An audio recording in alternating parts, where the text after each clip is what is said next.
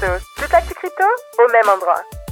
Aujourd'hui, la question du bottom sur BTC. À quel prix et quand? Très difficile d'y répondre évidemment. En tout cas, vous le savez bien, personne ne connaît l'avenir. Tout ce qu'on peut faire, c'est consulter différentes analyses, différents indicateurs, de l'analyse technique, de l'analyse on-chain, et réfléchir tous ensemble. Le but, c'est avant tout de nourrir la réflexion, pas de deviner avec sa boule de cristal ce qui va se passer, même si ça peut flatter l'ego. Vous pouvez directement aussi, vous, dire en commentaire ce que vous pensez et aller regarder ce qu'en pensent les autres. Mais je vous dis tout de suite, j'imagine mal BTC passer en dessous de 50 000 $. Si ça arrive, je serai pas complètement surpris. On sait très bien que tout est possible. Mais en regardant différents éléments, différents indicateurs, différents indices, ça paraît difficile.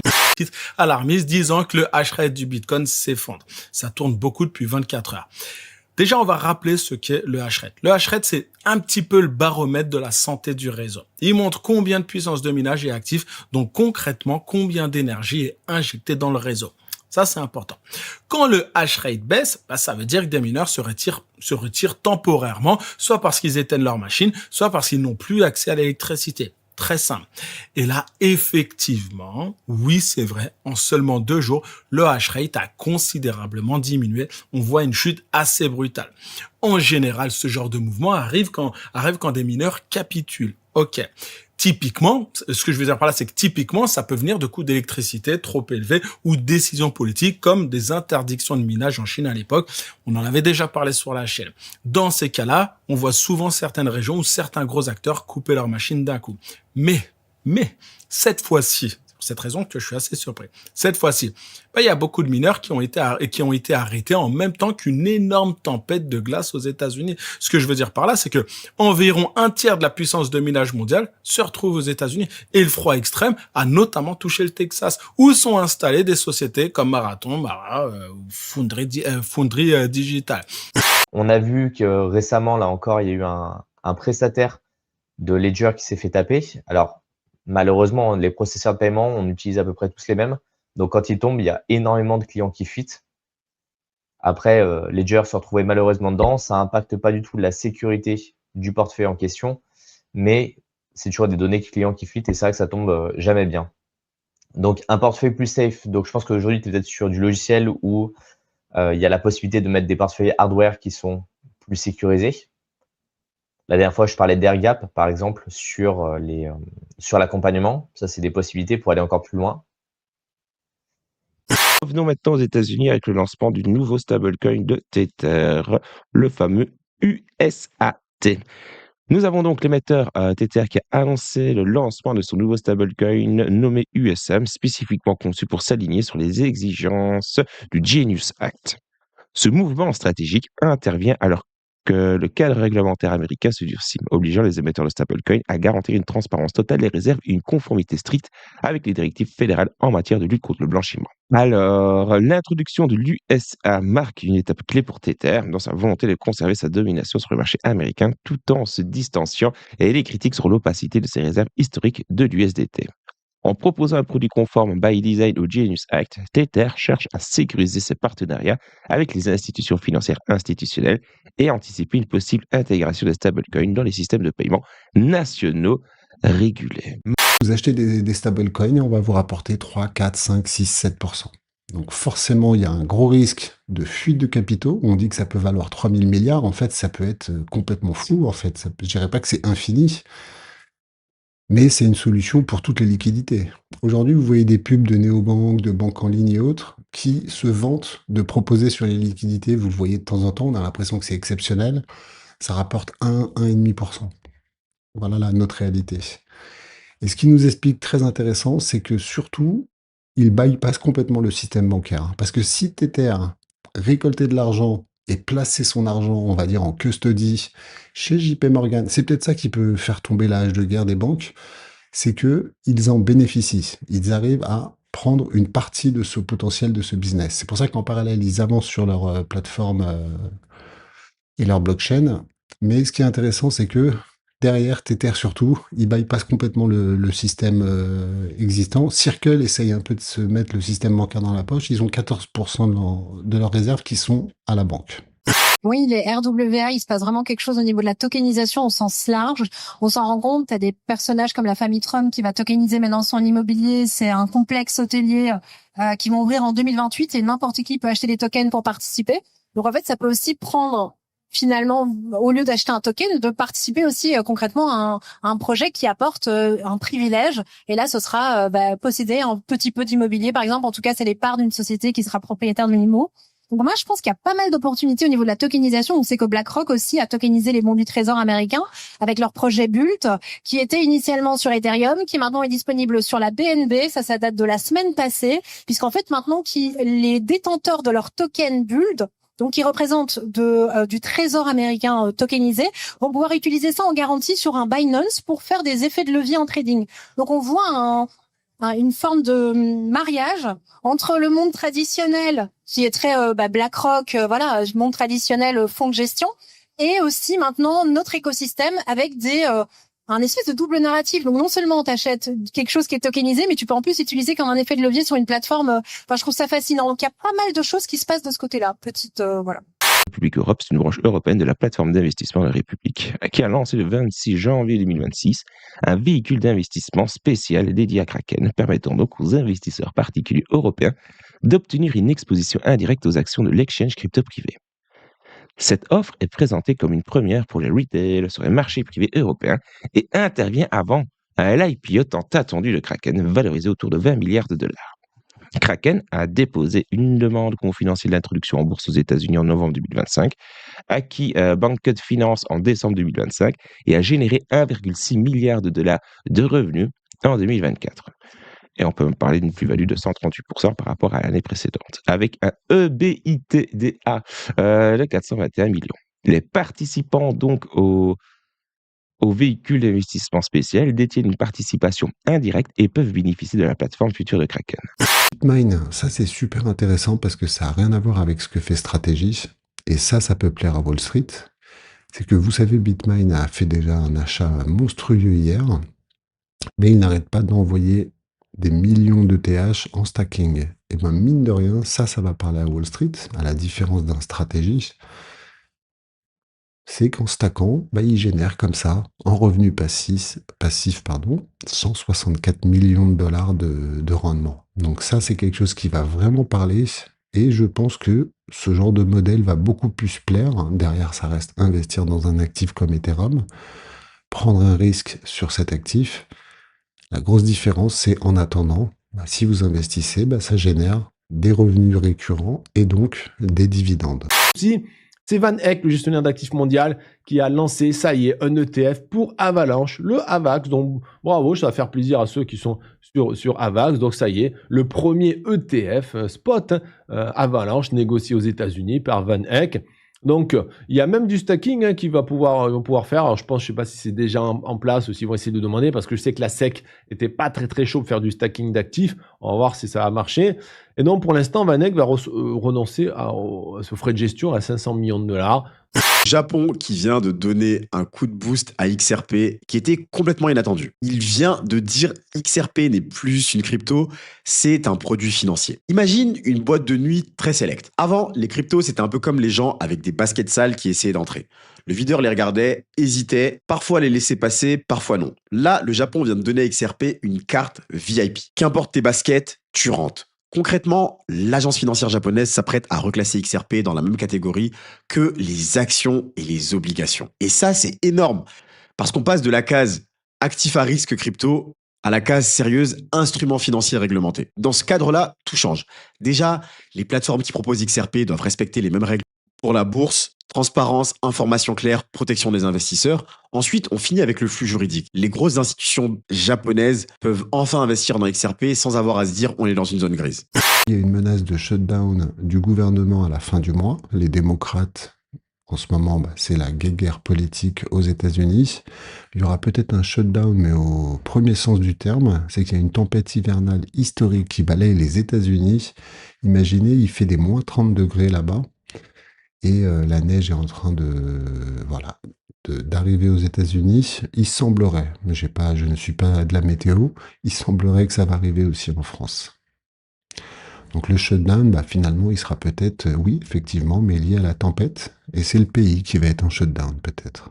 Gouvernement fédéral américain qui fait face à une nouvelle menace de shutdown alors que le Congrès peine à s'accorder sur le financement du budget. Cette situation de blocage administratif survient dans un contexte de tension fiscale persistante où l'incapacité des législateurs à ratifier les accords budgétaires pourra entraîner l'arrêt de nombreux services publics et suspendre les paiements des salaires de millions de fonctionnaires dès le début du mois de février. Pour les marchés financiers, cryptoactifs inclus, cette incertitude génère une volatilité accrue et une possible aversion au risque. Si un shutdown prolongé pourrait mécaniquement ralentir la publication de données économiques cruciales par les agences gouvernementales, il tend historiquement à affaiblir le dollar à court terme, ce qui pourrait paradoxalement renforcer les thèses du Bitcoin comme valeur refuge alternative face au dysfonctionnement institutionnel de la finance traditionnelle. Alors, côté matières premières, le pétrole se calme un peu à 60-20, même si la tempête de neige fait toujours rage aux USA et que le porte-avions Abraham Lincoln est pratiquement garé dans la banlieue de Téhéran.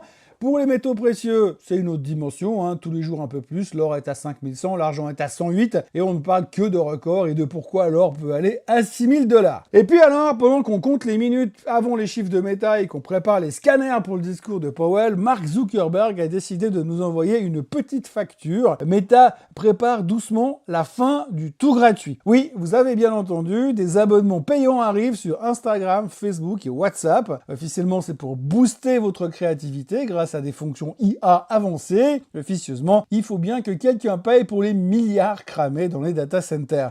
Au niveau des chiffres macroéconomiques aujourd'hui, rien de spécial à part juste à 14h15, on aura les chiffres de l'emploi privé. On n'a pas de gros chiffres macro. Ça sera plutôt demain qu'on aura la décision de la Banque centrale américaine à 20h et la conférence de presse surtout de Jérôme Powell, son président, à 20h30. Je serai en live demain, on fera un petit live un peu avant 20h, à 19h45, comme ça on sera là sur la décision de la Banque centrale et surtout pour le discours de Powell. C'est toujours sympa de faire un petit live. Vous m'avez demandé de faire un live, donc je serai là. On en fait un tous les mois, sachant qu'il y a quand même 97,2% de probabilité d'avoir rien du tout, pas de baisse de taux, pas de hausse de taux demain, ce qui est tout à fait normal. L'inflation est vers les 2,7, 2,8%, donc elle est quand même stagnante, elle est plus proche des 3% que l'objectif des 2%. Les conditions macro, l'économie américaine va très bien, on a le PIB qui est très robuste, ça consomme, bon, donc il n'y a pas de raison de baisser les taux clairement, donc c'est normal que ça sera plutôt statu quo demain. Au niveau de la microéconomie, c'est demain soir, à la clôture, il y aura les chiffres de bilan trimestriel de Microsoft, de Meta, de Tesla, donc jeudi matin, ça va swinguer. On va comparer ses propos aux 814 discours précédents, analyser ses silences, ses respirations, et je suis sûr qu'il y a un algo quelque part qui fait déjà une corrélation entre le PIB, la couleur de sa cravate et le 8e mot de chaque discours. Une fois que notre magie aura opéré, on va pouvoir annoncer avec précision, une précision chirurgicale, la date de la prochaine baisse des taux. Et c'est là-dessus qu'on va construire notre fabuleux argumentaire bullish. Oui, non, parce qu'on va se dire la vérité, depuis 30 mois, on ne monte pas parce que l'économie est florissante ou parce que Apple vend des palettes d'iPhone. Même si Apple vend des palettes d'iPhone, on monte parce qu'on nous a martelé le crâne. La baisse des taux, c'est une drogue. La baisse des taux, c'est une addiction. On aime la baisse des taux. Peu importe qu'on se soit planté 10 fois sur le calendrier des prévisions depuis l'automne 2023, peu importe si on se gourre 100 fois, on finira forcément par avoir raison. C'est pas grave, vous le savez, ça finira bien par arriver, la baisse des taux. C'est devenu mystique. Dans la finance moderne, l'attente de la baisse des taux est devenue carrément encore plus orgasmique que la baisse des taux elle-même. Hier, nous sommes donc montés parce qu'on est optimiste, et si la Fed ne fait rien mercredi soir, comme prévu... La dernière chose que je voulais vous faire repérer, qui va très certainement aussi peut-être vous dire, c'est vrai que c'est peut-être pas idiot de prendre des profits, là vous avez le silver contre l'or. C'est important de voir quand même que le silver a eu, c'est un peu comme les altcoins contre le bitcoin, le silver a eu des grands moments d'explosion, mais ça s'inclut dans une tendance baissière. Alors effectivement, certains vont dire, ouais mais regarde, là on est en train potentiellement de sortir d'une longue ligne de tendance. Oui, on est peut-être en train aussi d'arriver dans des zones d'excès de surperformance du silver contre l'or, c'est ce que me dit le graphique, jusqu'à preuve du contraire. La preuve du contraire, c'est quelque chose de comme ça. Non, c'est pas ça que je voulais faire. La preuve du contraire, ce sera venir ici, tac, hésiter, hop, et passer. Et là, vous aurez une pattern qui potentiellement, épaule, tête, épaule inversée, est prête à renverser. Le Japon, eh bien, ça fait des années et des années que c'est quelque part le fournisseur de la liquidité mondiale. C'est d'ailleurs le plus grand détenteur au monde d'obligations américaines. Sauf que ces derniers temps, avec la baisse du yen et la hausse de l'inflation au Japon, eh bien, les obligations japonaises sont devenues beaucoup plus intéressantes que les obligations américaines. Et donc, c'est tout naturellement eh bien, que les gens vendent les obligations américaines pour se repositionner sur les obligations japonaises. Et en ce sens, pour faire simple, la Fed, le gouvernement américain, les instances américaines pourraient intervenir pour stabiliser la situation avant qu'elle ne devienne parfaitement critique. En achetant du yen, par exemple, et donc quelque part en vendant du dollar. Alors ça continuerait à faire baisser le dollar, ce qui est une bonne chose pour l'économie américaine à l'exportation, parce que les produits américains seraient moins chers, ce qui est une bonne chose également pour les crypto-monnaies et les actifs à risque, sauf que depuis ces derniers temps, eh bien le dollar continue de baisser, mais pour autant, c'est pas Bitcoin qui en profite. Et puis, quelque part, eh bien, un dollar plus faible permettrait de refinancer une dette plus facilement, sauf qu'un dollar trop faible enverrait un signal de fragilité concernant l'économie américaine envers les autres pays.